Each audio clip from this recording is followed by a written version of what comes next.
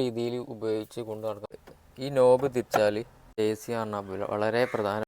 Hello guys, ഇന്നത്തെ video നമുക്ക് ഈ 800ൻ്റെ എ സിനെ കുറിച്ച് സംസാരിക്കാം.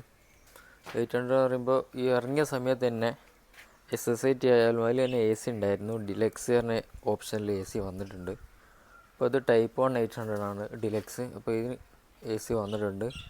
എക്സ്ട്രാ ചെയ്തല്ല, കമ്പനി ഫിറ്റഡ് ആയിട്ട് വന്ന എ സി തന്നെയാണ്. അപ്പോൾ ഇന്ന് നമുക്ക് ഇതിനെക്കുറിച്ചാണ് ഇന്ന് സംസാരിക്കാൻ പോകുന്നത്. ഓരോ കാറിനെ സംബന്ധിച്ചും അതിൻ്റെ എ സി പറഞ്ഞാൽ വളരെ പ്രധാനപ്പെട്ട ഒരു സാധനമാണ്.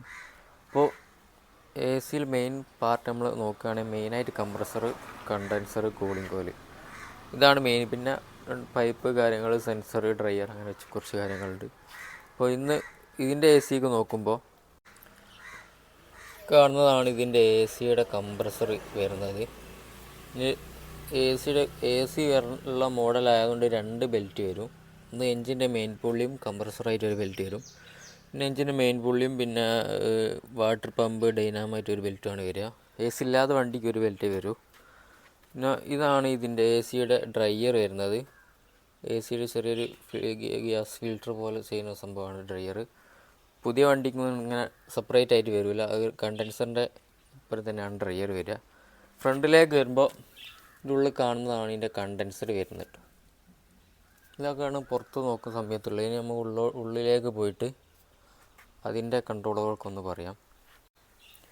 ഉള്ളിലേക്ക് വരുന്ന സമയത്ത് സെൻട്രലായിട്ട് 2 എ സി വെൻ്റ് ഉണ്ട്.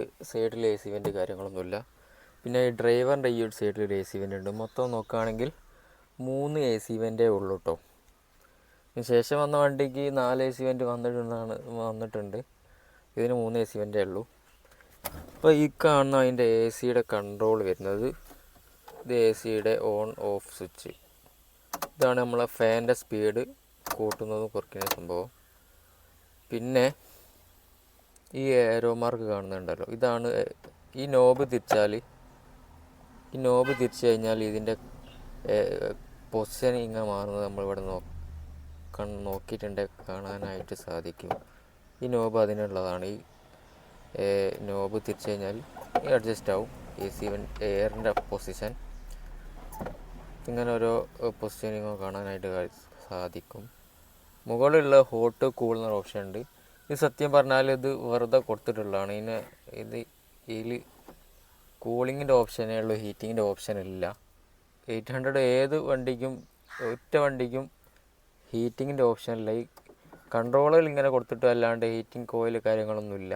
അപ്പോൾ ഇതിനോട് വലിയ ഉപകാരമില്ല, അതിങ്ങനെ ചുമ്മാ കൊടുത്തിട്ടുള്ളതാണ്. പിന്നെ ഈ കാണുന്നതാണ് ഇതിൻ്റെ എയറിൻ്റെ ഔട്ട് സൈഡ്, ഇൻസൈഡിലുള്ള എയർ വലിക്കാനുള്ള സംഭവം. അതായത് നമ്മൾ ബ്ലോവർ എയർ വലിക്കുന്ന പുറത്തുനിന്നുള്ള എയറും പിന്നെ റീസർക്കുലേഷൻ ചെയ്തിട്ടുള്ള ഉള്ളിലത്തെ എയറും വലിക്കുന്ന സംഭവമാണ്. അപ്പോൾ ഇതാണ് ഇതിൻ്റെ എ സി റിലേറ്റഡ് ആയിട്ട് പറയാനായിട്ടുള്ള കാര്യങ്ങൾ. അപ്പോൾ മെയിനായിട്ട് ഇതിൻ്റെ കാര്യങ്ങൾ ഇങ്ങനെയൊക്കെയാണ് വരുന്നത്. പിന്നെ ഇത് പഴയ മോഡൽ 90s വണ്ടി ആയതുകൊണ്ട് തന്നെ ഇതിൻ്റെ കൂളിംഗ് കോലും അതുപോലെ തന്നെ കംപ്രസർ, കണ്ടൻസർ വളരെ എഫിഷ്യൻ്റാണ്, പെട്ടെന്ന് കംപ്ലൈൻറ്റ് വരില്ല. അതുപോലെ തന്നെ ഇതിൻ്റെ കംപ്രസർ സുബ്രോസ് ആണ് വരുന്നത്. സുബ്രോസ് എന്ന് പറയുമ്പോൾ എനിക്കാണ് ഒട്ടുമിക്ക പെട്രോൾ മാരുതി കാറുകളുടെ കംപ്രസർക്ക് സുബ്രോസ് ആണ് വരുന്നത്. സുബ്രോസ് വേറെ ബ്രാൻഡിൻ്റെ വണ്ടികൾക്കും വരുന്നുണ്ട്. കംപ്രസർ അടിപൊളിയാണ്, പ്രത്യേകിച്ച് നല്ല രീതിയിൽ ഉപയോഗിച്ച് കൊണ്ടു നടക്കുന്ന വണ്ടിയാണെങ്കിൽ വലിയ ഇഷ്യൂ ഒന്നും ഇല്ലാണ്ട് ഇങ്ങനെ ഓടിക്കോളും. കൂളിംഗ് കോയിൽ എഫിഷ്യൻ്റാണ്, കണ്ടൻസറും എഫിഷ്യൻ്റാണ്. കൂളിംഗ് കോയിൽ പറഞ്ഞാൽ വലിയ ലീക്ക് വരാനുള്ള ചാൻസ് വളരെ കുറവാണ്. പഴയ മോഡലെ കൊണ്ട് എഫിഷ്യൻസി കൂടുതലാണ്. കുറച്ച് കാലം കഴിയുമ്പോൾ ഉള്ളിലേക്ക് പൊടി ഫിൽറ്ററിന്ന് വരില്ലേന്, ഫിൽറ്റർ വരാത്ത മോഡലാണ്. അപ്പോൾ കുറച്ച് കാലം കഴിയുമ്പോൾ ഉള്ളിലേക്ക് പൊടി കയറി ബ്ലോക്ക് ആകുക ചെയ്ത് കഴിഞ്ഞാൽ അയച്ച് സർവീസ് ചെയ്ത് ഫിറ്റാക്കിയാൽ അത് എഫിഷ്യൻ്റാണ്. അതുപോലെ തന്നെ ഈ വണ്ടിയുടെ കൂളിങ്ങും അത്യാവശ്യം മോശം എന്ന് പറയാനില്ല. ഈ പറഞ്ഞ വണ്ടിയായിട്ട് കമ്പയർ ചെയ്യുമ്പോൾ ചെറിയൊരു കുറവ് തോന്നുമെങ്കിലും നമ്മൾ ആ ടൈമായിട്ട് നോക്കുമ്പോൾ വളരെ നല്ല കൂളിംഗ് തരുന്ന എ സിയാണ്. പിന്നെ 800 തന്നെ പല ആൾക്കാരും കമ്പനി വരാത്ത വണ്ടിക്ക് എ സി കയറ്റാറുണ്ട്. എ സി കയറ്റുമ്പോൾ തീർച്ചയായും ഈ കൂളിംഗ് കിട്ടാൻ ചാൻസ് എൻ്റെ അറിവുള്ളിടത്തോളം കുറവാണ്. ചെറിയൊരു കുറവ് എന്തായാലും വരും. ഇപ്പോൾ ഓരോ വണ്ടിയുടെ അതിൻ്റെ എൻജിൻ്റെ സൈസ്, അതിൻ്റെ ക്യാബിനെല്ലാം കണക്കിലെടുത്തിട്ടാണ് ഓരോ കംപ്രസറും കൂളിംഗ് കോയിൽ അതിൻ്റെ കൂളിങ്ങിൻ്റെ എഫിഷ്യൻസിയൊക്കെ കണക്കാക്കുന്നത്. അതുപോലെ തന്നെ മറ്റൊരു കാര്യം എന്താ വെച്ചാൽ നമ്മൾ പെട്രോളിൻ്റെ മൈലേജ് കുറയുന്നതെന്ന് വിചാരിച്ചിട്ട് ഉപയോഗിക്കാണ്ടിരുന്നാലും സിക്ക് കംപ്ലൈൻറ്റ് വരും.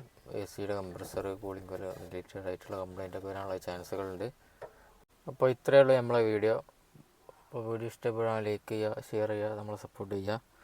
അപ്പോൾ ഇങ്ങനത്തെ കണ്ടൻറ്റൊക്കെ ആവശ്യമുള്ളവരൊക്കെ കമൻറ്റ് ചെയ്യുക. അപ്പോൾ പുതിയൊരു വീഡിയോ ആയിട്ട് വരാം. ബൈ.